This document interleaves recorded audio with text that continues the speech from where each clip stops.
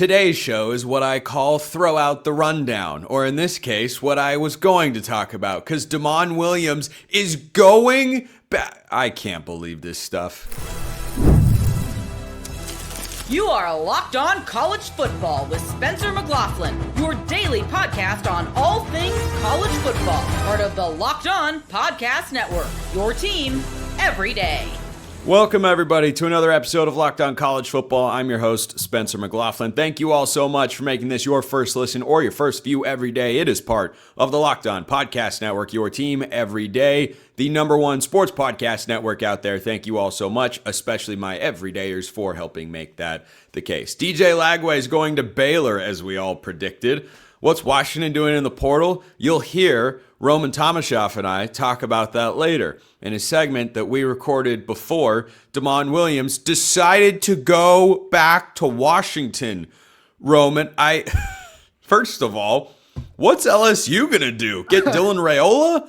They're probably going hilarious. I mean, I guess they have to go get Sam Levitt, because I don't know how to describe this anymore. He signs the extension. For those who don't know the entire timeline of events, this has all taken place in less than a week of actual time.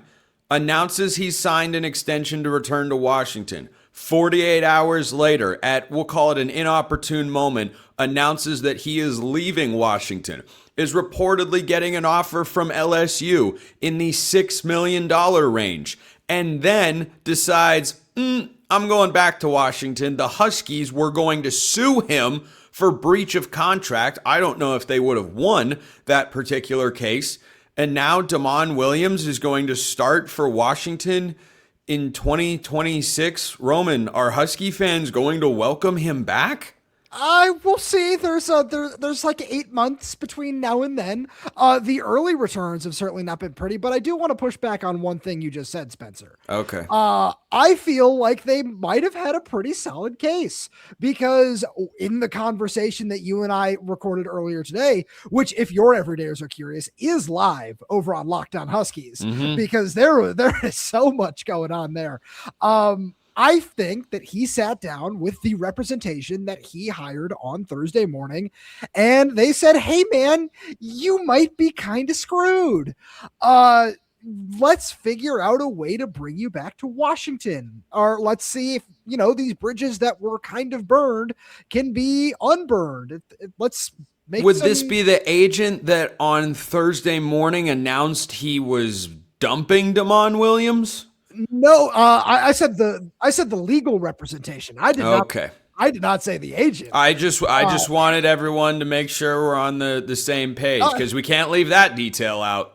No, we can't. That he hired legal representation to seemingly fight this case. The same guy who is representing Xavier Lucas for Miami against Wisconsin. So, and if anyone missed that very minor detail now, because, everything is totally just back to normal, back to square one. This has been an absolute whirlwind of about 72 hours of real time, or 48. Yeah, really, because I sat down and I was really excited to watch what was a really fun Ole Miss Miami game. And I was like, all right, let's tune in for some game day. And then I nearly dropped my laptop on my foot, because I was like, wait, what did Pete Thamel just say? Yeah, I mean, if you're a Washington fan, there are going to be a lot of folks that are going to go delete some comments that were made on the internet sphere, because let's not lose sight of the fact. Can't believe why anyone would. Let's not lose sight of the fact that Damon Williams is a good football player. Yeah, absolutely. And someone who Washington wants to have back as their quarterback in 2026. But if it was the legal action Washington was prepared to take that forced Damon Williams back, rather than, I believe there was a report about a conversation between him and Jedd Fisch that took place. But if it was that, what does that do to a locker room?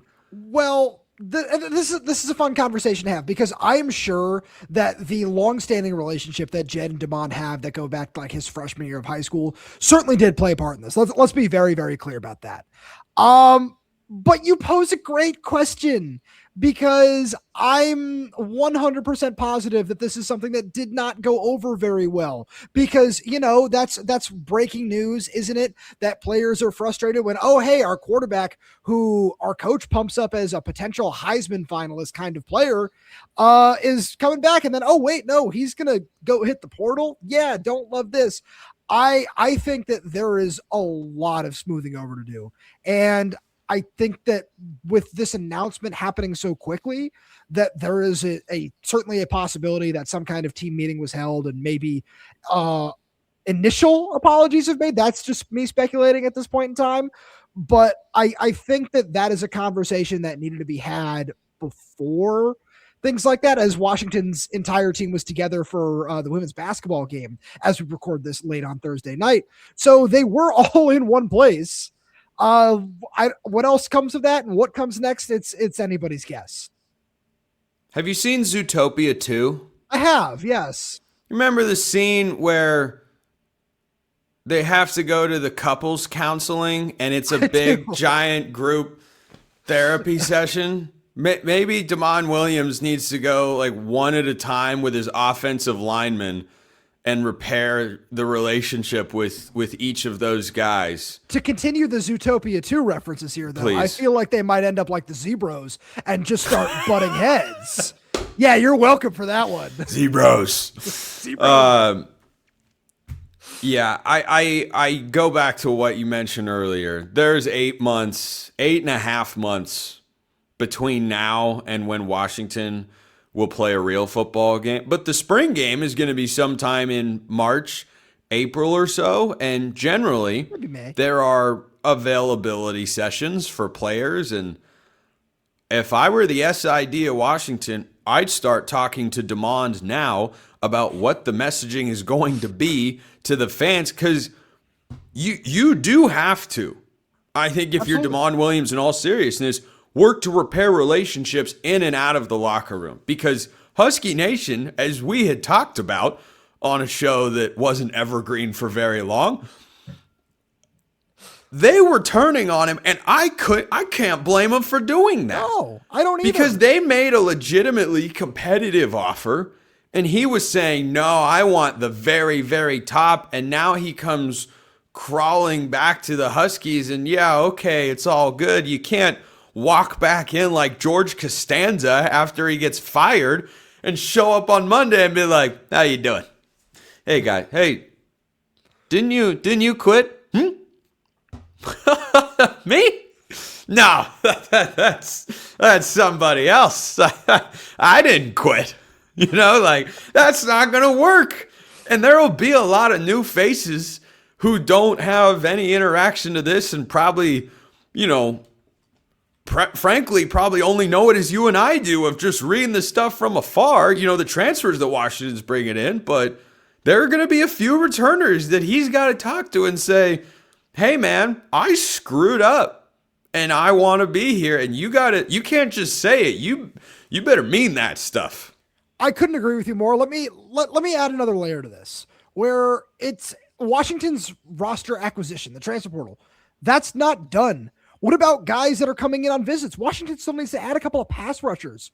Washington still needs to add a running back. Oregon running back Jaden Lamar was on campus for an official visit during all of this. Those guys are going to have more questions now too. It's like, oh, hey, okay, yeah, you might be bringing in a new quarterback. Okay, I'd be interested. Now, wait, hold on. DeMond Williams is coming back. I still have all these questions that need to be answered because of this. Like a guy like that I brought up on Locked On Huskies, Ezra Christensen, New Mexico State defensive lineman, really disruptive pass rusher. I think that Washington is sitting in a nice spot for him. And that's a guy who in his last year of eligibility is probably like, hey, I'd like to, get some exposure and hopefully go to the college football playoff and do all these sorts of things. What's the deal here? Maybe I do want to commit to Washington, but what's going on with your quarterback? There are so many questions that need to be answered. And I'm just so curious about what comes next from all this, because as much as you and I can sit here and say, oh, well, this seems like the most logical thing to do. This seems like the right thing to do. Nothing seems to make sense anymore. No, it just, it doesn't. How did all of this unfold in 96 hours. One day somebody's going to write a book about all this. Went from savior of the program to undesirable number one to, well, we better work to repair this relationship because that's all we've got. And in between the time when he said he was leaving, the time he said he was coming back, as you reported, Washington hosted other quarterback prospects. They were in the process of getting more. Like they were in the Bo Prabula visited. Bo Prabula visited. Hassan Longstreet was probably getting ready to visit. He went in the portal. He was like, they wrote about it over on 3, and I can confirm all these things that Washington was very, very interested in having Hassan Longstreet on campus. It's crazy. Oh my gosh. How do you describe this other than madness? I don't know that there is another word that fits the description, but I mean, the process might suck, but for Washington fans, the end result is mostly good. Damon Williams is your quarterback. Okay, we're back into the playoff discussion. You know what? Trinidad Shambliss had Ole Miss one drive from the national championship game. Anything is possible, as Kevin Garnett once told us. Roman Tomashoff, Locked On Huskies, great as always. You will hear more from him later on today's show because Washington has some other portal moves to make. And DJ Lagway to Baylor. Sure, why not? First, this episode brought to you by Rugia Ready. Let's talk about something that most men don't bring up, but absolutely should. Stress from work, money, life. It doesn't just switch off at night. And when it shows up at the worst possible time, Rugia Ready is designed to help you take back control. Rugia Ready is a next-generation prescription treatment created to support both the brain and the body so you can feel present, confident, and ready when the moment matters. Rugia combines 3 clinically proven ingredients in one min that dissolves under your tongue so it absorbs fast. You connect with a board-certified doctor online and everything ships discreetly right to your door. It's easy to see why over 150,000 men have already made the switch, and now you can too. If you've been thinking about taking the next step, now's the time. Head to Rugia.com/LockedOnCollege. That's RUGIET.com/LockedOnCollege to get 15% off your order for a limited time. So you need to act fast. Rugia Ready. Feel present, feel confident, feel ready. There was a point in time on Thursday where I thought DJ Lagway was front page news. Well, that went away, but Cam Stuart is here to talk about him anyway. Thank you for Cam Stuart of Locked On Baylor Bears for being here. We'll have more of Roman Tomashoff of Locked On Huskies. Why? Because there's more drama with Damon Williams. Oh, it is getting fun. This episode brought to you by our friends at FanDuel. The college football playoff is here, and FanDuel is the best place to get into the action all playoff long. Visit FanDuel.com to get your college football playoff profit boosts every game day. Cameron, DJ Lagway is going to the Baylor Bears, as we all predicted. Dave Aranda and Jake Spavital, the OC, have pulled it off. I got to tell you, I don't hate the fit. I think it's a decent landing spot. Not perfect, but decent, solid. I think it's a kind of surprising, exciting move if you're a Baylor fan. But I am just kind of sitting here wondering, could this just all go south so quickly? Well, yeah. I mean, it can. Yeah. Anything can. The most south it could go is Washington's looking for a quarterback, and apparently no commitment is worth anything, and so they just double whatever Baylor's paying, and DJ Lagway goes there.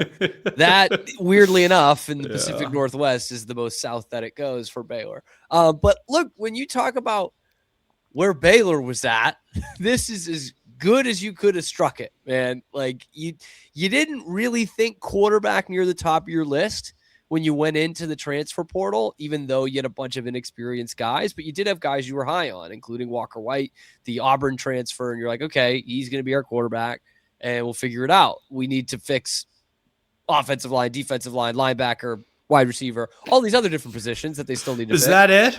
Yeah, who's counting, though? And then TJ Lagway's name kind of pops into the transfer portal, and you're thinking, okay, Baylor was on the table when he was the number 1 quarterback in the country off a 3-9 season. So he's probably sitting there at 5-7 thinking, ooh, things are looking up here. Upward trend, baby. And it just kind of builds more and more momentum. He goes on the visit. He's on the TV cameras for the basketball game. And then you have wound up with a top 5 transfer portal quarterback, which is better than you would have thought coming off of 5-7. Like if you had told me December the 1st, hey, you're going to get a top 5 portal quarterback, I'd be like, bring it on. Here we go. I'm in. Well, Taylor's back. To be fair, please, I think fair. Just be fair. I will be fair. I think he is top 5 in overall talent potential. I do not believe he is one of the top 5 quarterbacks to change teams this cycle. I can give you 5 quarterbacks. What if I told you the team in question was 5-7? Would that change your mind, Spencer? Would you then say, well, No. he can change that? No, believe it or not, it would not change my mind in a significant way. Florida was also 5-7? Is that why? Yeah, No. I don't think they actually won that many games, did they? I stopped paying attention to them when. Who I don't cares? know. That conference, who cares? Yeah, who cares? I mean, who cares about know, that there's program some for the last couple of years? Certainly not me. But I think that what DJ Lagway brings to Baylor. Host, by the way. Yeah, I focus on teams that win. Let's just. Yeah, that's why you got me on. Yeah, that is. They won in the portal. Ninth place team in winning an off-season title here with DJ Lagway. So, what are your realistic expectations in Jake Spavital's system? I like Jake Spavital as an offensive coordinator. I have for the last several years. Do you think this is a hand-in-glove sort of fit, or you think it's a little rocky ups and downs? Because DJ Lagway needs a lot of work. This is a guy who threw 5 picks against LSU. Yeah, most picks in the Power 4 last year, if I'm not mistaken, 14 picks. So, yeah, he needs some help. Jake Spavital, everywhere he goes, he develops quarterbacks. Just freaking everywhere that he goes, including a young Fernando Mendoza kind of when he was at Cal. Like everywhere he goes, like Kyler Murray, it's Will Grier. The list goes on. He was Manziel's offensive coordinator, but not the play caller at A&M for 1 year. Well, nobody called plays. Johnny Manziel just showed up and snapped the ball and saw where his receivers were running. So, all that to say, my man Spav can develop some quarterbacks. And I know that was a big part of DJ's decision because when he committed to Florida was like 2 weeks before Jake Spavital got the job at Baylor. They didn't know what the OC position was going to look like. They knew it probably wasn't going to go to Sean Bell, who was the quarterback's coach, who was the main recruiter for DJ Lagway. And so the Lagway family really likes Jake Spavital. That was a big, big part of this. And like I mentioned earlier, like you still have a lot of work to do, but we talk about it with high school recruiting all the time. When you have a top tier quarterback coming in, a 4 or 5 star guy, that elevates the whole class, not just the numbers wise and the outlets, but like becomes a more attractive place for other guys to come. And I would imagine that will have to have some effect with Baylor. I'm not saying they're going to go and get a top 5 portal class because DJ Lagway is there. But there are definitely some wide receivers and specifically some offensive linemen who could be thinking about Baylor and saying, well, this changes things. I don't know who Edward Griffin is, but I do know who DJ Lagway is. And I know that dude can ball, freshman All-American. So I think that does help Baylor from that standpoint. And more than anything, I think it does raise the floor a little bit. Does it make them 8-9 wins? No, not automatically. No, it does not. But we were looking at this Baylor team as being like a 2 or 3 win team a couple of days ago, which might not be fair because the portal's still open for a while. But it looked really grim, and it still doesn't look all that great. But with DJ Lagway, you're probably not going 2-10. You're raising your floor automatically just by having him be your quarterback. And there's it's an interesting characterization. I feel like most folks would hear leads the country in interceptions at the Power 4 level, and I don't know that you've raised the floor, but those of you that think that just haven't watched Baylor football in the last couple of years, because Do you think there's any chance this is just a situation where he's brought in to battle with a guy like White? No, White's gone. No, you'd have two I knew other that. guys who have taken a combined 10 snaps this year. Nate Bennett was a 3-star guy they brought in 2 years ago, kind of get the car in the garage kind of guy, and Edward Griffin didn't take any snaps as a true freshman. So, no, he's coming in to be your starter. He is coming in to be your starter. Big 12 championship or bust? Yes, of course. Yes. Are you serious? Yeah. Yes, who? Of course. Never heard of her. No. Who has, really? I mean, I what think have they done this if recently? nothing else, Spencer, this gives us something of a positive outlook. The vibes were quite low. Still are on the whole. Oh, I mean, end of last season, I don't know how many people outside of you and maybe me watched any Baylor home games, but I didn't feel a lot of juice in that stadium. Maybe DJ Lagway will be for Baylor what David Justice was for the A's in Moneyball. He's going to sell some tickets early in the season, but then when the end of the year rolls around, he can't hit his weight.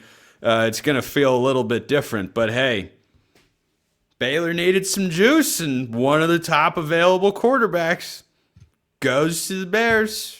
Could have gone elsewhere, and here we are. And I did see real quick, there were a lot of people there were people in the know that were saying publicly and a little bit privately of it's a little surprising.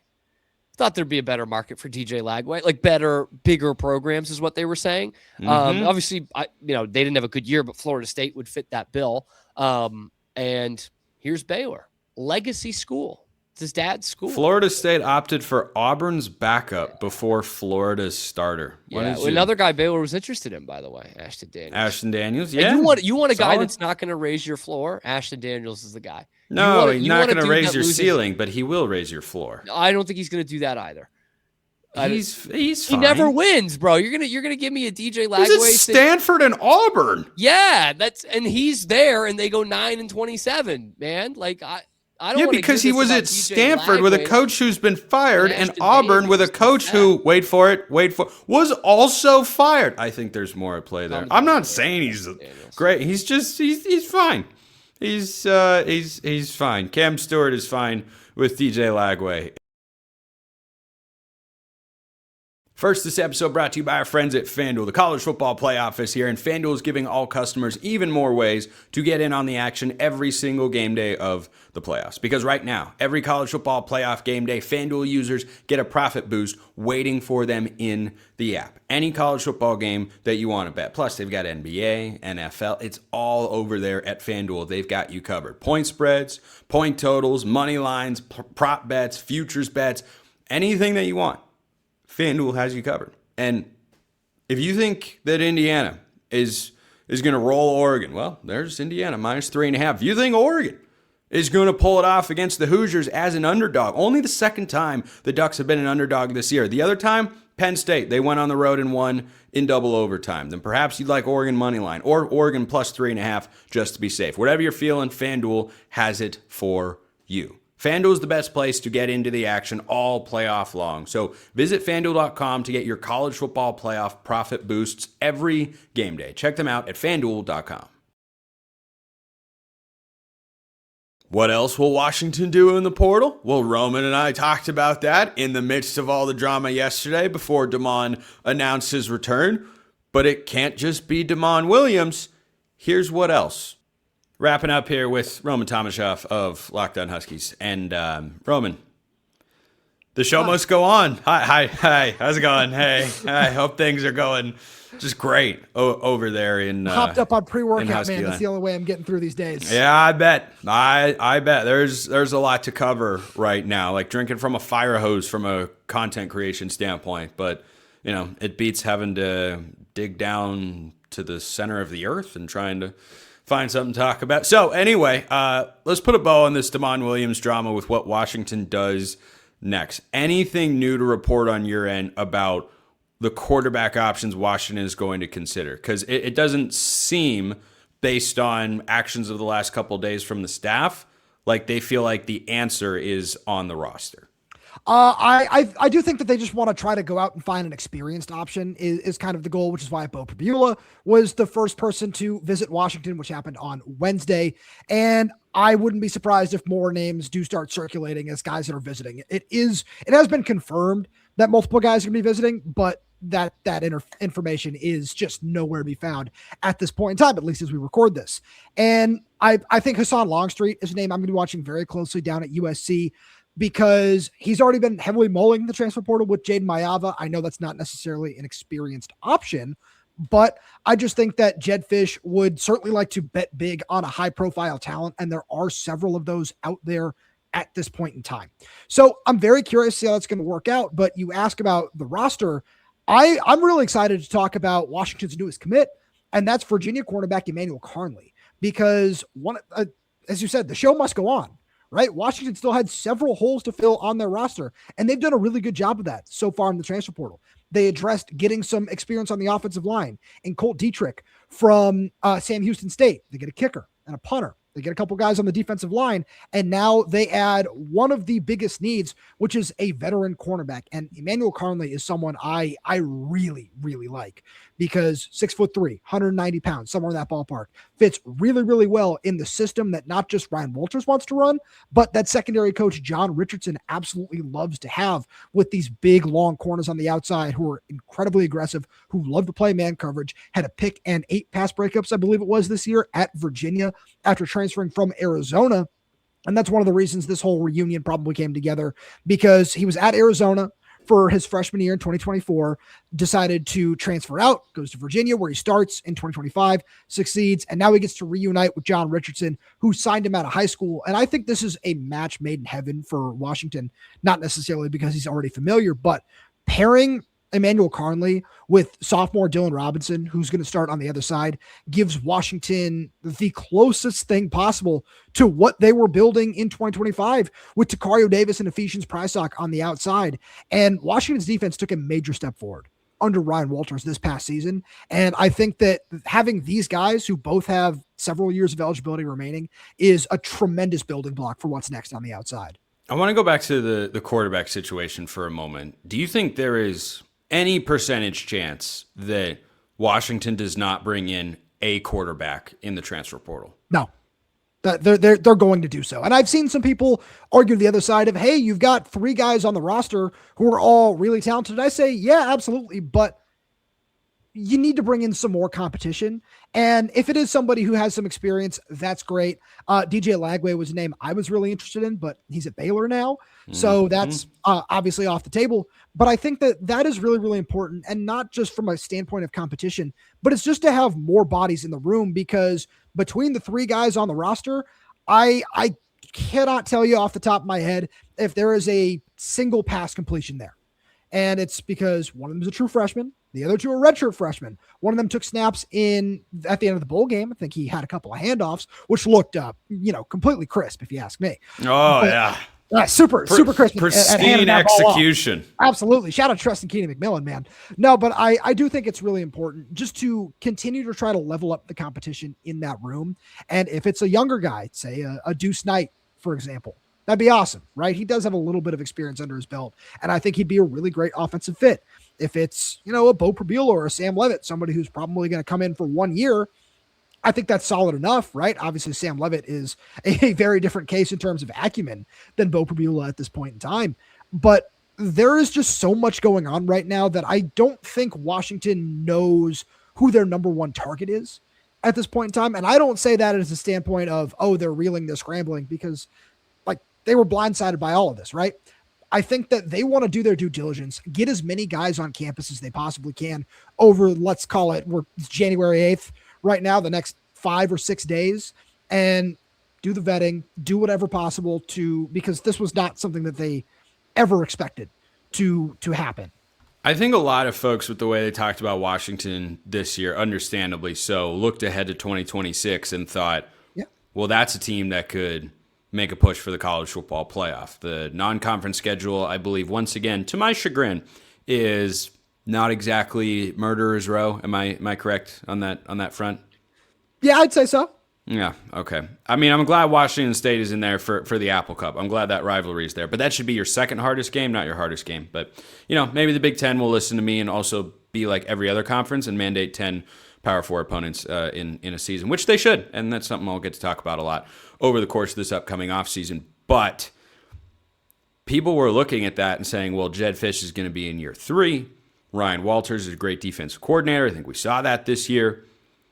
You've got Damon Williams, a quarterback. Of course, he's not there anymore. And Jonah Coleman, Denzel Boston, they're gone to the NFL. Adam Muhammad is going down to Cal to be Tosh Lapoi's running back with Jaron Kiave Sangapolatele. So where are Washington's skill positions at outside of Desmond Roebuck at wide receiver going into a year where certainly expectations might shift almost entirely depending on who they bring in at quarterback now? So I will say, to be completely fair, Jonah Coleman and Denzel Boston were never going to be a part of the 2026 discussion because Jonah was out of eligibility either way. But Denzel, it was kind of, at least I've known for several months that the NFL draft was always going to be where he was going.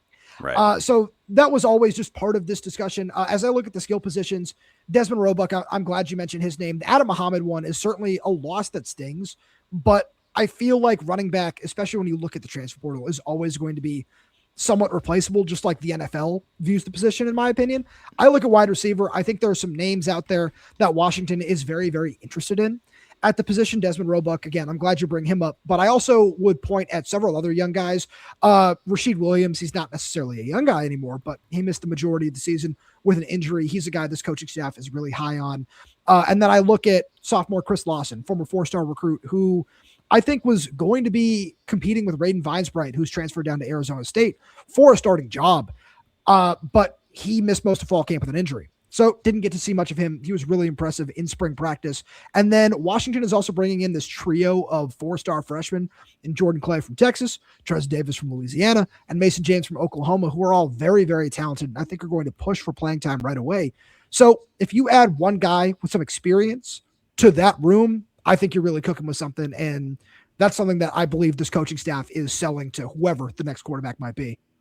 According to 24/7's transfer rankings, the top running backs available in the portal: Bryson Washington from Baylor, Caden Durham from LSU, who I think is 29 years old, and CJ Baxter from Texas. I'm a big CJ Baxter guy, man. By the way, he's so talented. Yeah, I like CJ Baxter too. I might like CJ Baxter better than any of those guys, to be honest with you. The other guy that's still available there in their top 10 portal running backs of the cycle, Dylan Edwards from Kansas State. That'd be interesting. I don't think he'd be a number one, but I would love to have him as a but part Washington of a... doesn't need a number one.